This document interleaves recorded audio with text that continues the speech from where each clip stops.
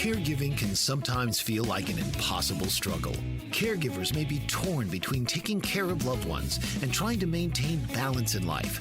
The good news is that it doesn't have to be that way. The Caring Generation with host Pamela D Wilson is here to focus on the conversation of caring. You're not alone. In fact, you're in exactly the right place to share stories and learn tips and resources to help you and your loved ones. So now, please welcome the host of The Caring Generation, Pamela D Wilson. This is Pamela D. Wilson, caregiving expert, speaker, consultant, and guardian of the Caring Generation. The Caring Generation focuses on the conversation of caring, giving us permission to talk about aging, the challenges of caregiving, and everything in between. It's no surprise that needing care or becoming a caregiver changes everything. The Caring Generation is here to guide you along the journey, to let you know that you're not alone. You're in exactly the right place to share stories, learn tips, and resources to help you and your loved ones plan for what's ahead. Invite your aging parents, spouses, family, and friends to listen to the show each week.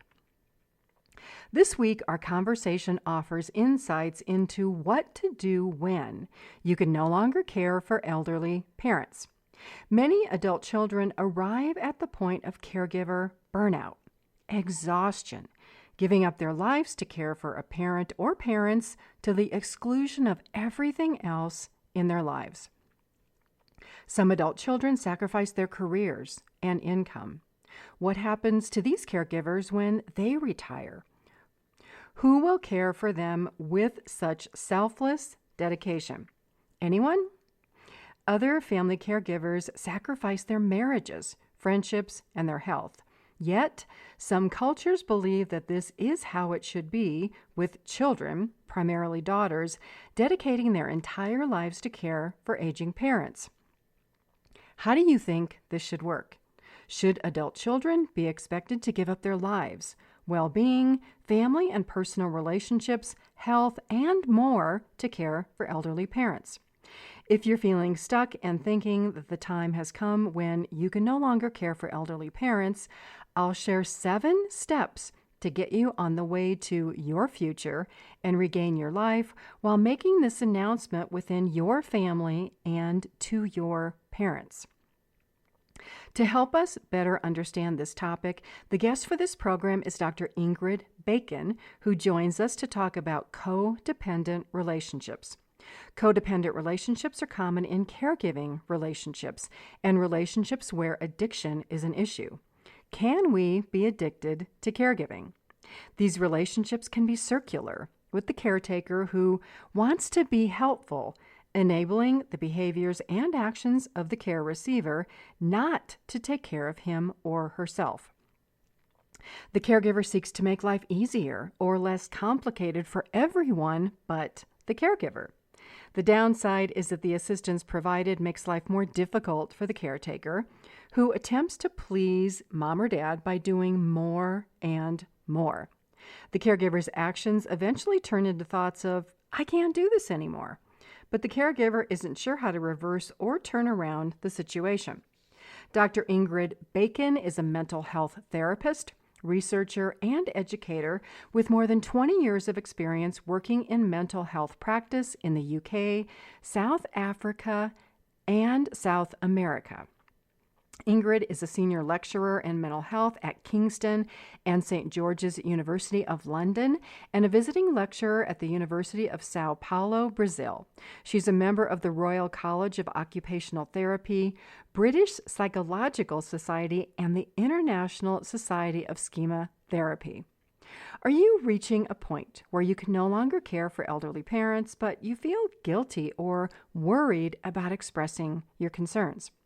Are you hesitating because you're exhausted and unsure about how to move forward? If you think this way, you're not alone. Many caregivers give and give and give. And then one day, whether it's weeks, months, or years from today, realize they don't know who they are outside of the responsibilities and work of being a caregiver.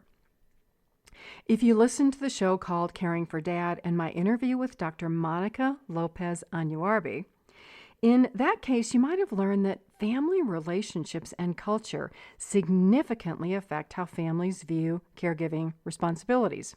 If you missed the show, you can find it on your favorite podcast and music apps. Search for The Caring Generation and then Caring for Dad. I'll also place a link to the show Caring for Dad in the transcript for this show that you can find and read on my website at PamelaDWilson.com. Click on the Media tab and then Caring Generation. There are over 90 podcasts answering questions that I receive from listeners and caregivers in my Facebook group, The Caregiving Trap. You can share caregiving questions and show topics you'd like to hear with me by completing the caregiver survey also on my website, PamelaDWilson.com. Click on Contact Me and then Caregiver Survey. I'm here for you. Let's start with the basics of when you can no longer care for elderly parents. If I could wave a magic wand, the advancing needs of elderly parents would be discussed early and often within families. This idea is challenging because elderly parents and children rarely plan for health issues to occur, along with talking about the associated need for support within the family. In working with parents, many say to me, "Oh, Pamela, my kids will take care of me." My response is always the same. Have you asked them? Have you talked about caregiving? Their response is usually no.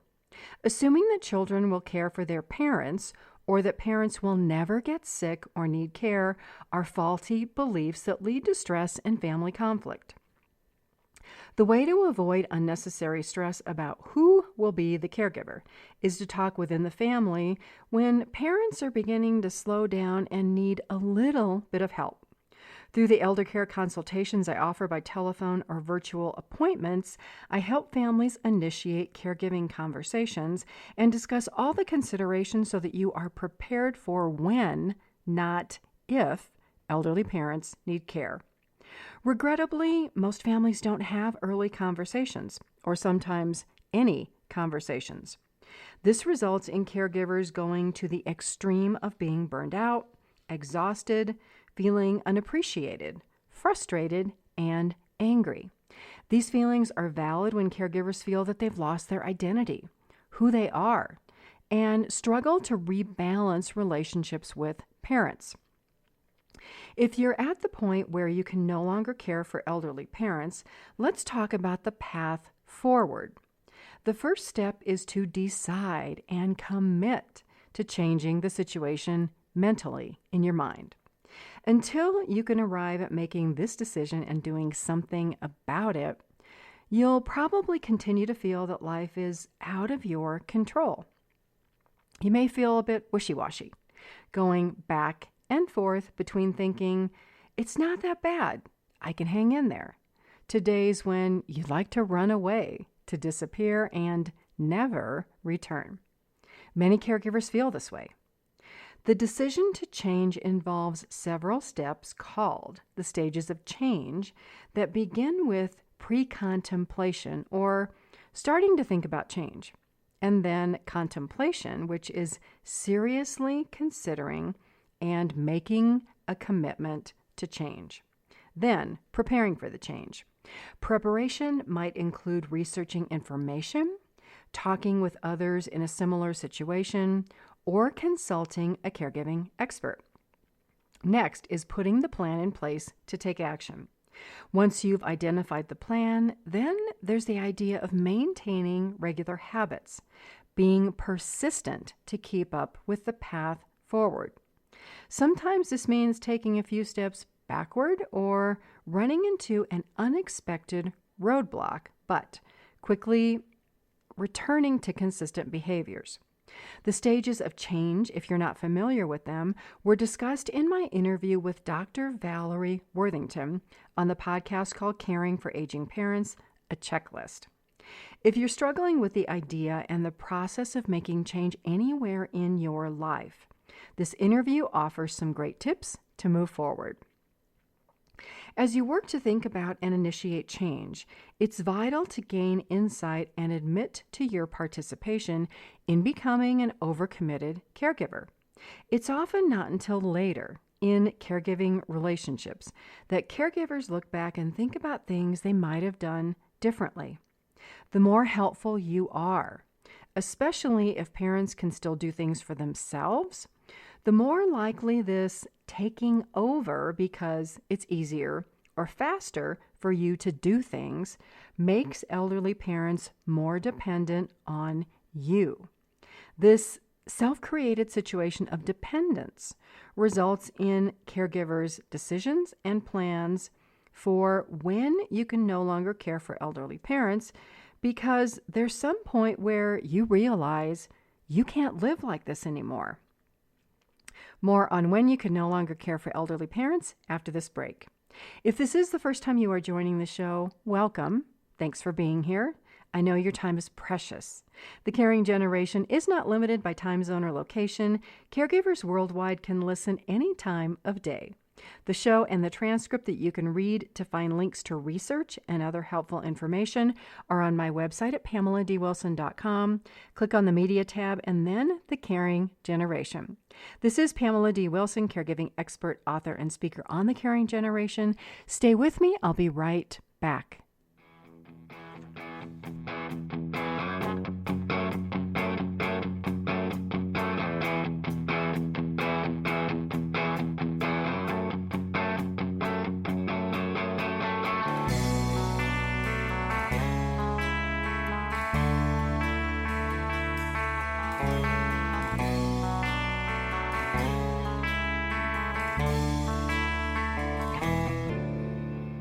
This is Pamela D. Wilson, caregiving expert, consultant, and speaker on the Caring Generation. Welcome back.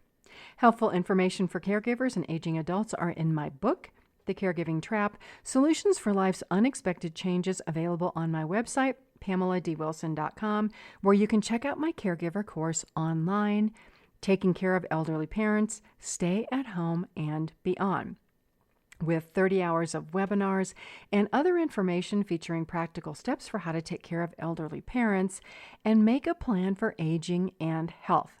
It's never too early to make a plan to live the best life possible in your later years. Let's return to talking about step number 2 for when you can no longer care for elderly parents. In the first part of the program, we spoke of first deciding that something has to change. Step number 2 is to create a family care plan to present and discuss with your parents and the family. Putting together a family care plan when you can no longer care for elderly parents poses several considerations. First, even though you may be stressed and burned out, do your best to think about the opposite perspective of how you would like to be approached if you were the parent and your children were the burned out caregivers hesitant to talk to you. Then ask yourself, if you were in this situation, what worries might you have? How might you feel? Afraid, rejected, unloved, disrespected, abandoned, or angry if your children or someone else approached you saying they can no longer offer help or support? Would you be understanding and open to hearing concerns and solutions? Recognize that each person is different. Not everyone thinks, reacts, or feels the same way. Perceptions and reactions to life's challenges are based on individual experiences, our life experiences, and the experiences of elderly parents. For this reason, the steps to creating a care plan to discuss with family benefits from step number 3, which is being open to learning.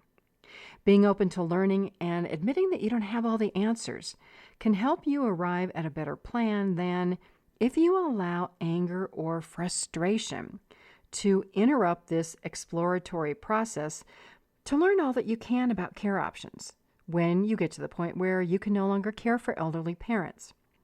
You're not abandoning an elderly parent like you might think. You'll be offering options for your parents to receive care in other ways that don't involve a total lifestyle and time commitment from you anymore. Think back to any situation in your life where you felt rejected and how you responded. Remembering rejection may have been not getting the boy or girl of your dreams even though you eventually found and married the perfect person. Rejection may not be getting a job that you wanted that eventually turned out for the best. Responding positively to rejection can take a level of learned resiliency. That's the ability to bounce back from adversity. Being resilient, becoming resilient, is a skill that's beneficial in all roles and walks of life. If we're honest, we don't always get what we want. What choices do you make when you experience rejection or don't get what you want? What choices do your parents make, or did your parents model for you when they were rejected or didn't get what they wanted? Do you dust yourself off, get up and start over again, or dwell in anger and allow situations to control your life? On the subject of becoming resilient, you can take the step to connect with empathetic and understanding people who can remind you that you're not alone, even with all the difficulties you may be facing. Joining a caregiver support group like my Facebook group, The Caregiving Trap, taking an online or in-person caregiver class, or consulting a caregiving expert like myself can help you regain confidence in your abilities and rebuild self-esteem. I know, you're too busy to attend to your needs, right? Your parents who depend on you are prioritizing their needs, not yours. Your brothers and sisters who offer to help but don't show up or rarely show up, prioritize their needs. Who but you, through your ongoing caregiving activities, confirm that your needs are at the bottom of the priority pile. No one but you can make your life and your needs a priority. When you can no longer care for elderly parents, it's up to you to begin with steps 1, 2, 3. Decide and create a family care plan as you become open to learning, researching options, and becoming resilient. By taking these actions, you're about to change your life and move forward toward making your needs and goals a reality. Is it scary? Yes, it might be. Moving forward depends on your life experience and the level of your motivation to create change. Gaining confidence supports increasing competence, connecting with others in similar situations, redefining your identity, contributing to the care of elderly parents while not being the person who does it all anymore, and learning to cope and regain control of your life. Think about this. The fears that you experience creating this change and sharing your ideas with your elderly parents will create fears for your elderly parents about the changes they will experience as you balance your needs with theirs. Be honest and transparent. Few people like change. The entire family may experience change and may be very uncomfortable. Number 4, for when you can no longer care for elderly parents, is to be transparent as you research information and schedule time to present the information to parents and family members. It's okay, and it's a good idea to be transparent by mentioning to your parents and siblings that you are researching care options to discuss because you're stretched to the limit of what you feel you can do. One way to approach this conversation positively is to mention that you don't feel that you're doing a good job because of the amount or type of tasks that continue to grow. Rather than have your parents' needs not met or feeling that you might be neglectful, you're interested to see what other options exist. When you begin this conversation, talk positively and confidently about the future. Focus on possible changes as being positive for your parents to get the care they need. Realize, though, that your parents and siblings may resist your actions to change the situation. This is normal. They may verbalize resistance or concerns. In this way, they're communicating their fears. Be honest and say that you have similar concerns and fears about making changes, but that fear isn't going to stop you from making sure your parents have other care options. You may be surprised that siblings begin to take a more active interest in the care of your parents when you make your intentions known. On the other hand, be prepared for the opposite. Siblings or other family members may still not step up to offer assistance. Don't expect others to become involved as a result of your efforts to change. When you've done sufficient research and obtained the advice of others, set a realistic timeline for you to implement the changes, knowing that even if elderly parents or siblings disagree to participate, you will move ahead. In all care situations, elderly parents can refuse to accept help. You've probably seen this already. Each person has the right to make decisions and be faced with the consequences of their actions. When you can no longer care for elderly parents, it's equally crucial for you as the caregiver to be at peace with the consequences of your actions. If you've dedicated 2, 5, 10, or 20 years to the care of your parents, and you decide it's time to take responsibility and move on with your life, acknowledge the differences you made. Your actions and ongoing contributions gave your parents more years of living in their home and better quality of life than they would have experienced without your participation. We're about to take another break. This is Pamela D Wilson, caregiving expert, speaker, and elder care consultant with you on The Caring Generation.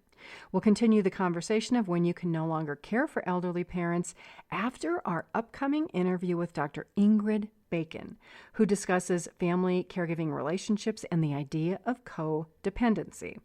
If you're looking for help with decision-making about care for elderly parents or making a care plan for yourself, I can help. Visit my website, PamelaDWilson.com, to schedule an elder care consultation. Click on How I Help, next Family Caregivers, and then Elder Care Consultation. Stay with me. I'll be right back.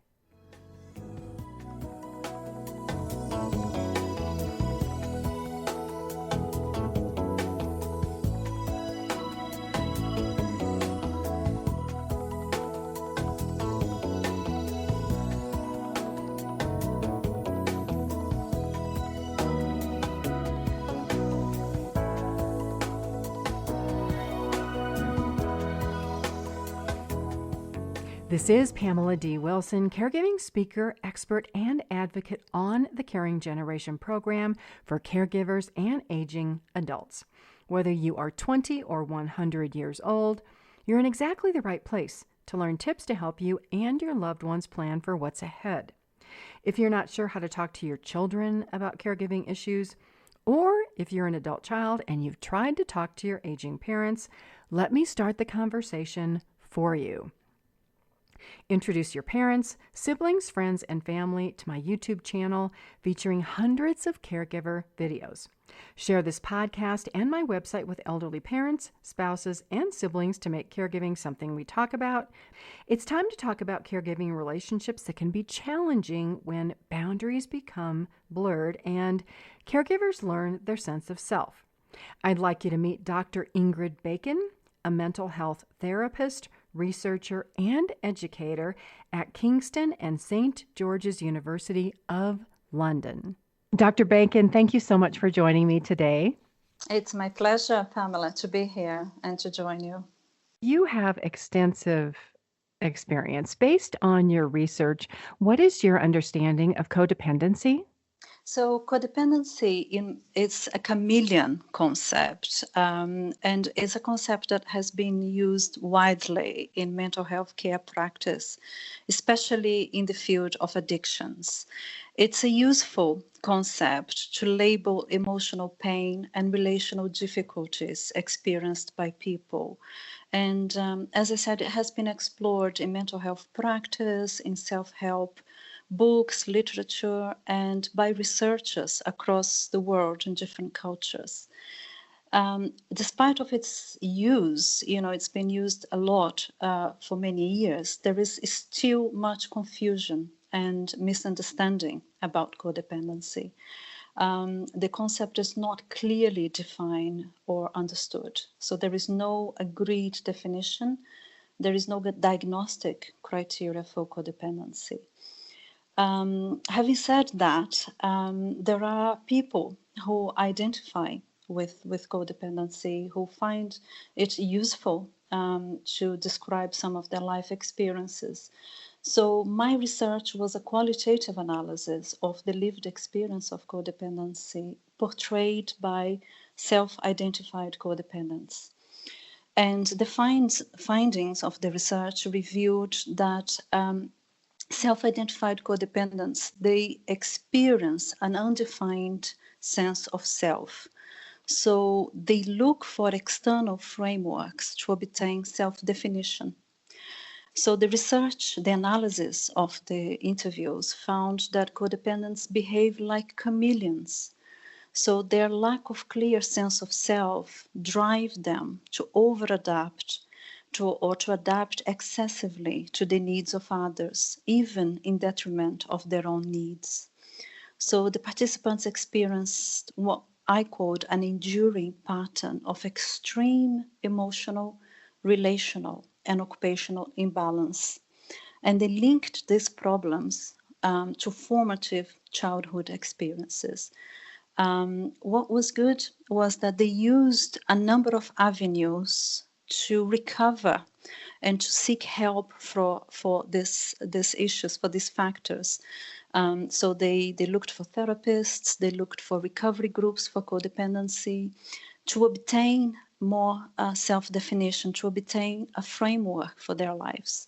And this help, the group, the therapy, the self-help literature, actually help them to meet some of their needs for growth, for self-development, for validation, for safety, and for belonging.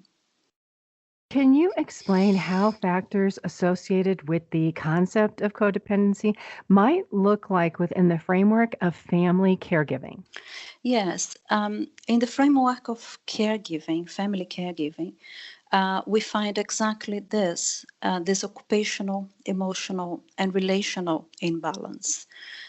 We see that often, not always the case, but often there is a tendency for the caregiver to excessively meet the needs of others, to their loved ones, to the expense of their own needs. So we find an over-adaptation to the needs of others, and this is taken to an extreme. And because of that, we see self-sacrifice behaviors. We see suppression of needs. We see suppression of emotions. And that is sometimes the case because the caregiver may feel that sense of guilt for expressing needs, for looking after self. They may feel that they are not caring enough, or they are not caring well enough, or they may fear that they are not caring well enough for the loved ones. But as a result of that, of all these factors combined, we find often dynamics of interpersonal control, conflict, which is detrimental to the whole process. This is not always the case. Of course, we don't find it in all situations, but we do find it quite often. Is it possible that such factors originate in the family of origin? So, based on your research findings, can you give some examples of family environments which foster these situations? Yes. So the participants of my research, they talked a lot about this in their interviews, and they identified that the root for some of these factors were in their formative years, in their childhood.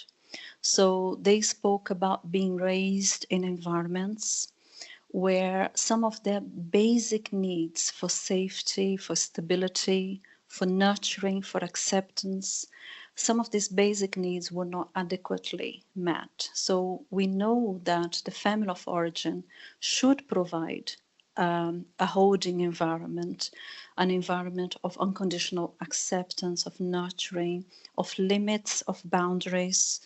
And we know that the family of origin is a primary source to meet these needs, and it should do that during the formative years of the child. But unfortunately, we see that this is not always the case. Some families are unable to provide for these needs. due to a number of cases, a number of situations, finances, illness in the family, or the experiences of the parents, their own lived experience. So we are not here intentionally blaming families for failing to provide for the needs of the child, because we understand that many parents have problems, that they face problems of their own, and they try hard and attempt to do a good job. But sometimes, life happens, life is difficult. They may lack the skills, they may lack the education, they may lack the awareness, they may lack the support, the financial support, the help to appropriately meet the needs of their child. So in this case, we see some of these factors developing from an early age in families. It seems like from what you're saying, some of these factors can carry down from parents to children to generation. Exactly.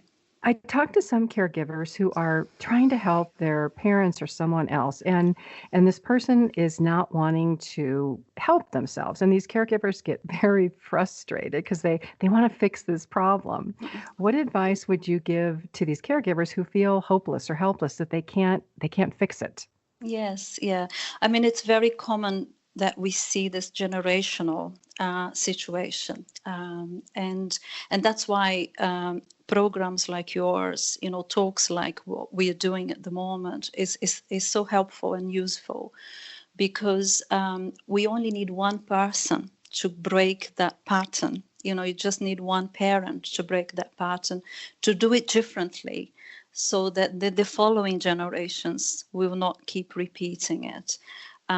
So it's very normal, I think, to feel powerless and to feel frustrated when you're trying to help people to change behavior. I certainly experienced that in my practice as a therapist. We and even with our loved ones, and so. But we need to understand that change is individual, and change is a process, and it's a process that takes time. And because it's such an individual, unique experience, we may find ourselves at different stages in the change, in the circle of change, the cycle of change, the process of change. So it is important that when we are trying to help other people, that we understand where we are in that stage of change and where the person is at as well, where the person that we are trying to help is. Because, for example, if we may see that this person has a problem, and we may see that the problem is very evident and very clear in front of us, but if the person we are trying to help is at a stage of, we call it pre-contemplation, or only beginning to contemplate the problem or the need for change, our attempts to make them take significant action steps may only cause conflict, frustration, problems, because there is a discrepancy between where we think the person should be and where the person actually is. So a lot of it's about learning to manage ourselves and to understand ourselves and to understand the other person. So by managing ourselves and understanding this process of change, the stages of change, we then can convey our helping energy, this energy, to in the right place. We can convey it and we can send it in the right direction, helping the person to move perhaps one step each time from where they are, from that stage to another in that journey of change. So understanding that change is a process helps, and managing ourselves and our expectations and adjusting the focus that we are placing on that change to small steps of change, rather than trying to fix the whole problem all at once, all at one time, which sometimes and in most cases is not feasible. I have a lot of caregivers that I talk to who give up their careers, their social lives, their friendships, and they feel like they sacrifice a lot to care for parents. There may be some caregivers listening who are thinking, "Well, am I have I gone too far? Have I crossed some boundaries here?" Mhm. How do we know that? How do we know if we've done that? Yes, it's a difficult question, isn't it? and and and it comes, I think, a lot from understanding yourself and learning about yourself. In life, we have many roles. We occupy many roles. A mother, a father, a teacher. You have a different range of roles. We perform them. Roles are what we do, is what we perform. So we are one person exercising, operating different roles. So roles are an extension of us. And when we are caregiving, when we are looking after parents, children, sometimes we get so immersed and adapt to that role that we become just that role. We lose ourselves in that role to the detriment of other roles. So we stop exercise, we stop living other roles, and we become almost imprisoned in one role. And we become so entangled sometimes in this excessive doing, in this excessive caring, and many to a point of burnout. So it is about understanding what are your roles in life and what are your different roles that you exercise, and how much of yourself are you putting into this different roles, and how much this particular role is taken from you. Now we know that caregiving can be stressful, very demanding, consuming a lot of our energy. And we know that when we are under a lot of stress, we respond according to the fight, flight, and freeze reactions. So it's a primary reaction. We know that biologically that's what happens with us. So you need to understand what are your fight, flight, and freeze responses. So, for example, some of us, when we are under prolonged stress or when we are under a lot of stress, we overcompensate by going further into our fighting mode. So we are doing more and more, we become the champions, the fighters. Some of us may go into avoidance, like we flight, we run away, we detach, we disconnect, we hide. We run away from caring. We stop doing anything.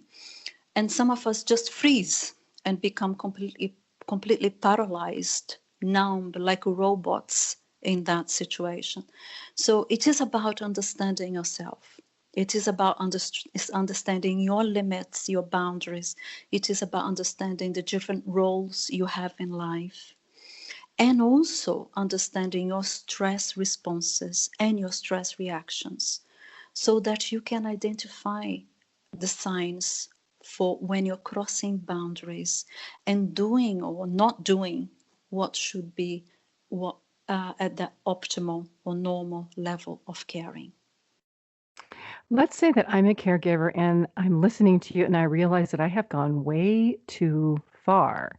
I only see myself as this caregiver. I don't even know who I was before this. How do I get myself out of this? Um, so understanding what else you are. So it's about reconnecting with self. So like going back to the very helpful suggestions that the participants of my research offered to us. They said that they became like chameleons. They over-adapted, they accommodated to the needs of others. They became that role to a point that they lost connection with themselves, with who they were, with that sense of self. So their sense of self got completely lost into what they were doing. So it is about going back and reconnecting with yourself and finding out who you are, What are the different roles that you have in your life? How much of your energy are you giving and are you putting into the other roles? But also reconnecting with yourself in terms of what is it that are my needs, my emotional needs, my physical needs, my social needs. What is it that what are the things that I value? What are the things that I desire? And by reconnecting with yourself, and it doesn't have to be in a big steps, big things, but in little things, in small things, day-to-day things, it helps you to see the bigger picture and amplify your perspective on things. Is there anything else that you'd like to share, Dr. Bacon? Yes. So just, in terms of when you're doing too much, when you're caring too much, just sort of expanding a bit more on your question. I like to see that sometimes our body and our minds will give us signs for when we are giving too much, when we are doing too much, a bit like a car. We also have a dashboard, and our body will tell us when it's too much.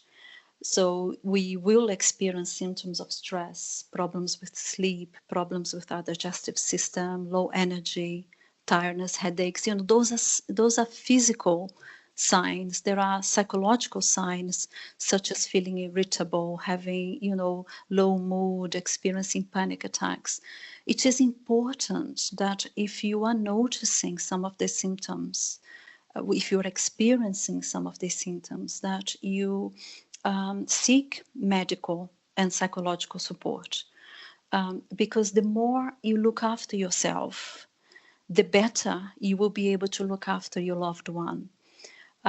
So the more you invest in yourself, the more energy and strength you will have to invest in others. So listen to your body, listen to your needs. Take very good care of yourself, because by meeting your needs first, you will be able and you will be more equipped to meet the needs of others. Dr. Bacon, I thank you so much for all the work that you do and for your time today. Thank you so much for having me in your program. It's been a pleasure to talk to you. Up next, tips 5 through 7 for what to do when you can no longer care for elderly parents. Please share this week's show with your family, friends, and colleagues. You can find The Caring Generation on all of your favorite podcast and music apps. Apple, Google, iHeartRadio, JioSaavn, Spreaker, Amazon Music, Breaker, Deezer, Listen Notes, Pandora, Player FM, Pocket Cast, Podcast Addict, Podchaser, Stitcher, Spotify, TuneIn, and Verbal. This is Pamela D Wilson, caregiving expert, speaker, and elder care consultant on The Caring Generation. Stay with me. I'll be right back.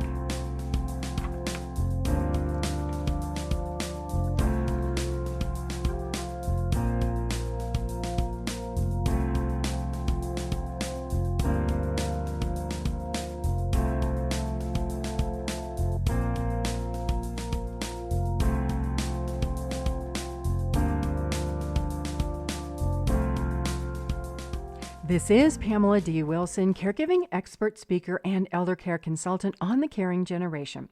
If you are an aging adult or a caregiver, not sure what to do or how to plan for care, my website, PamelaDWilson.com, offers resources for caregivers. Check out my caregiving library, my Caring for Aging Parents blog, listen to all of the Caring Generation podcasts, read the show transcripts, watch videos, and check out caregiver courses online. There's something for everyone at PamelaDWilson.com. Let's return to talking about steps 5, 6, and 7 for when you can no longer care for elderly parents. As we talk about this topic, you might be sensing that each step moves you forward toward focusing on your needs and, even more importantly, regaining your sense of self. As Dr. Bacon and I discussed, starting small to take daily steps to reconnect with yourself and your needs will help manage some of the fear or discomfort you might be feeling about giving up some or all of your caregiving responsibilities. Some caregivers ask me, is there life after caregiving? The answer is yes, with the realization that caregiving responsibilities can repeat throughout life, as elderly parents may first need care. Then it may be a spouse or a partner, siblings, grandparents, or others, even friends. The knowledge and experience that you gain from each caregiving journey will serve you well when being a caregiver repeats, which it is likely to do. By meeting your needs, by learning how to meet your needs, you will be able to focus on the needs of others. This thought takes us to step number 5 for when you can no longer care for elderly parents. Holding the family meeting and announcing your decision to decrease, modify, or end caregiving responsibilities. Earlier in the show, we talked about caregivers who are wishy-washy or uncertain about deciding to change when realizing you can no longer care for elderly parents.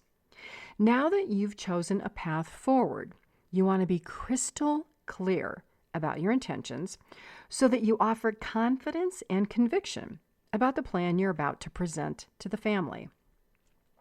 To arrive at this point of conviction, you may want to discuss this decision with your spouse, a trusted friend, or a professional so that you are clear about the whys. Why? Because your elderly parents, siblings, and others will question why you want to change the situation. They may try to change your mind back or offer last-minute assistance that may never materialize. When faced with change, the motivation of families, really of everyone, is usually to attempt to maintain the status quo. Remember, others are and have been more interested in their needs than yours.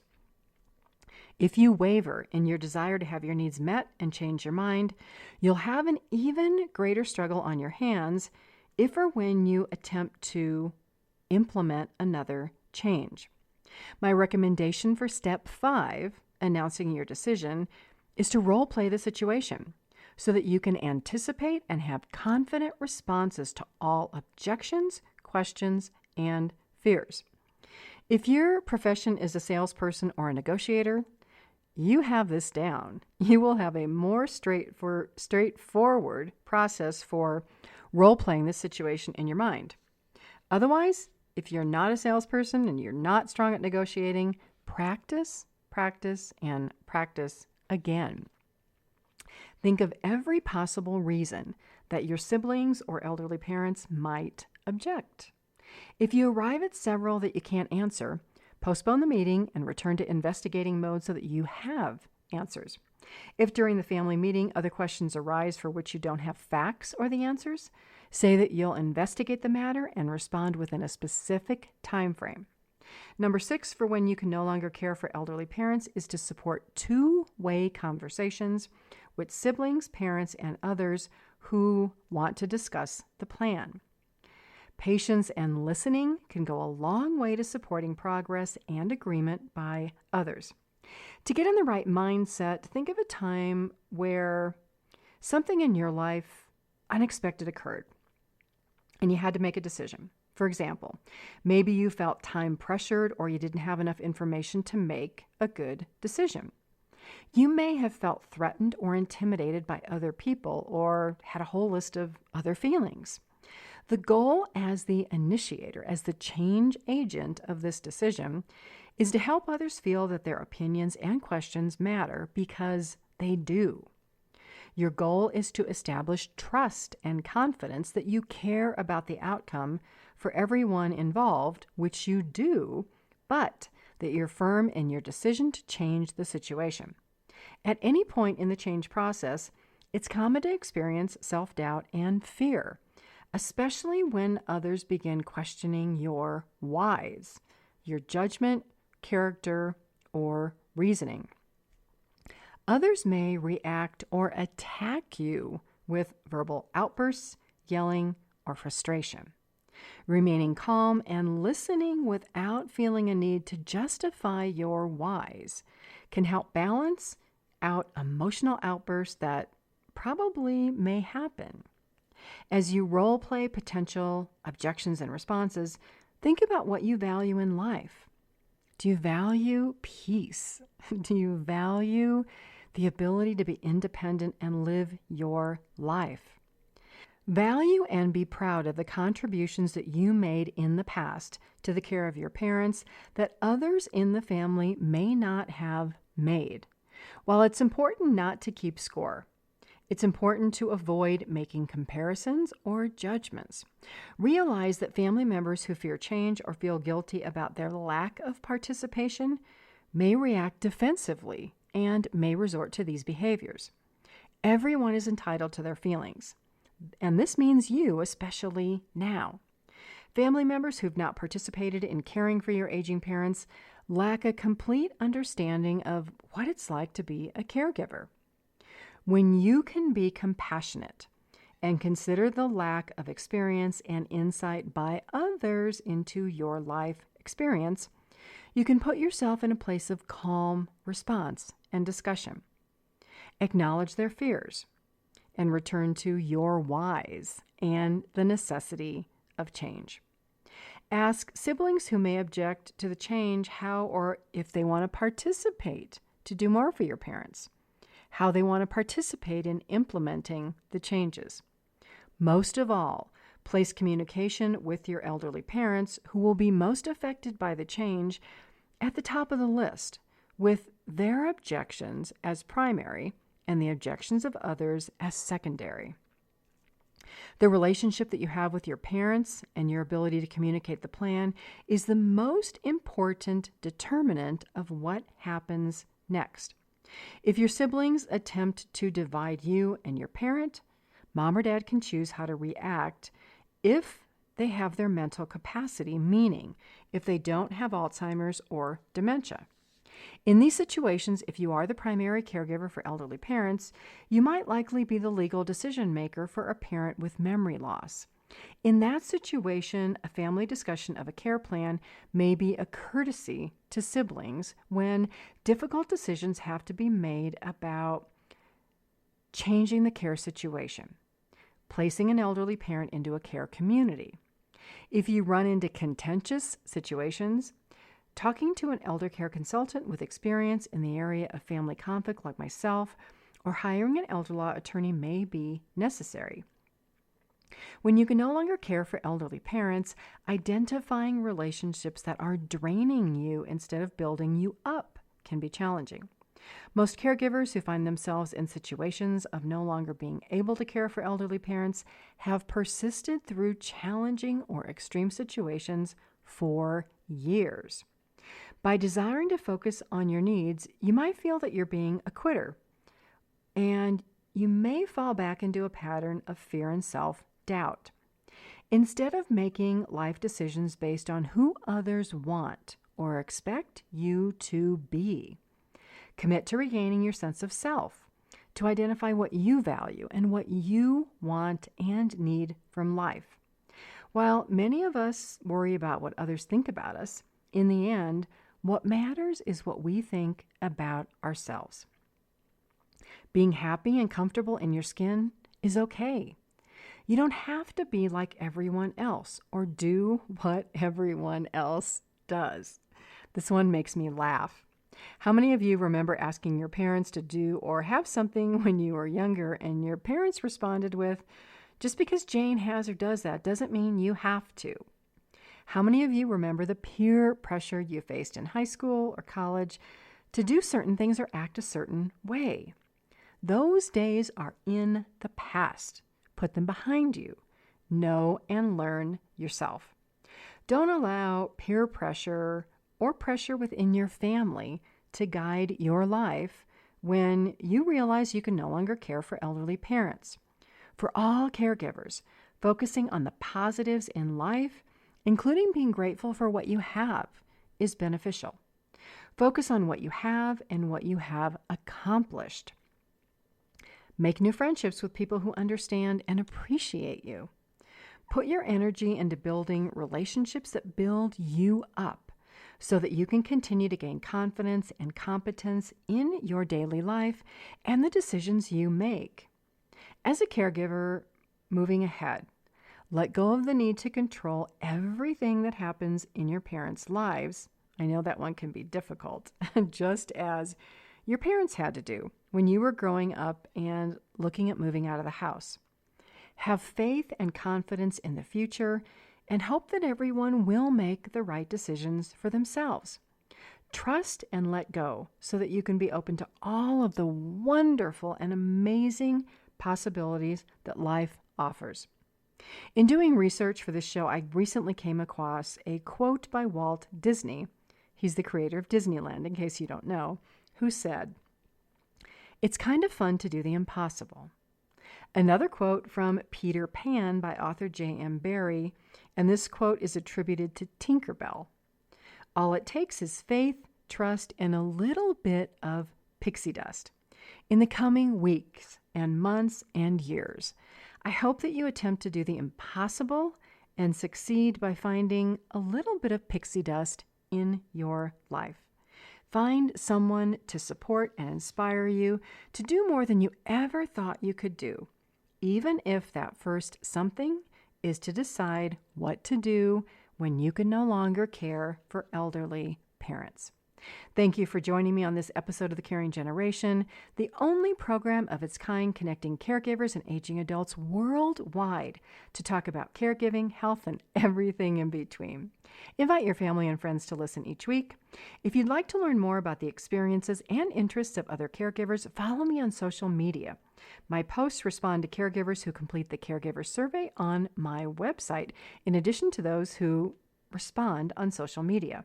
On Facebook, follow me at Pamela D Wilson, Caregiving Expert, where you can join my online caregiver support group, The Caregiving Trap. Follow me on Twitter at Caregiving Speak, Instagram at Wilson Pamela D, and LinkedIn at Pamela D Wilson, Caregiver Expert. This is Pamela D Wilson, Caregiving Expert, Advocate, and Speaker. I look forward to being with you again soon. God bless you all. Sleep well tonight, have a fabulous day tomorrow, and a great week until we are here together again. Tune in each week for The Caring Generation with host Pamela D. Wilson. Come join the conversation and see how Pamela can provide solutions and peace of mind for everyone. Here on Pamela D. Wilson's The Caring Generation.